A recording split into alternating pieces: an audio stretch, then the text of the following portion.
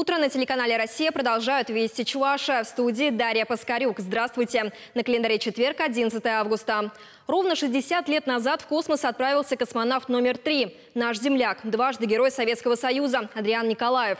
Он не только увидел голубую землю в иллюминаторе, но и прославил республику на весь мир. Адриан Николаев осуществил самый длительный космический полет. Его продолжительность 3 дня, 22 часа и 22 минуты. Кроме этого, вместе с летчиком-космонавтом Павлом Поповичем он совершил первый в мире групповой полет, радиообмен, испытание невесомости и военный эксперимент по условному захвату противника прямо в космосе.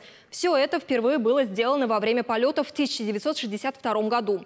Сегодня на малой родине Адриана Николаева в селе Шоршило, а также в столице Чувашии пройдут праздничные митинги, посвященные третьему космонавту СССР. Основное мероприятие состоится в Чувашской государственной филармонии с участием главы республики. Сократить число свалок и мусорных полигонов, улучшить экологическую обстановку. Добиться этого можно с помощью раздельного сбора мусора и его вторичной переработки.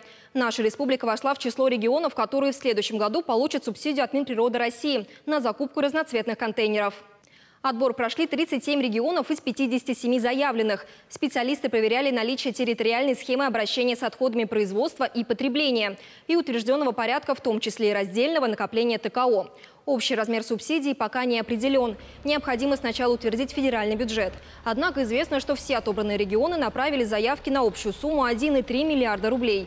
А по словам регионального министра природных ресурсов Эмира Беттердинова, в 2023 году в республику поступит 2005 разноцветных мусорных контейнеров. Они будут двух типов – для сбора сухих и мокрых отходов.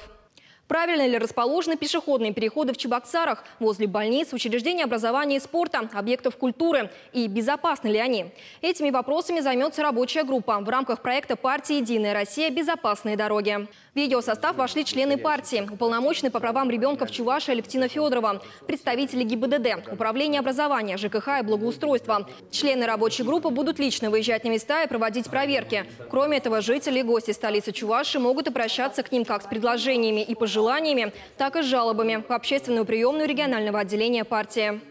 В преддверии Дня города в столице Чувашии стартовал фотоконкурс под названием «Чебоксары в кадре». Принять участие в фотосостязании могут как профессионалы, так и любители. В конкурсе целых 10 номинаций, половина из которых напрямую связаны с мероприятиями ко Дню города.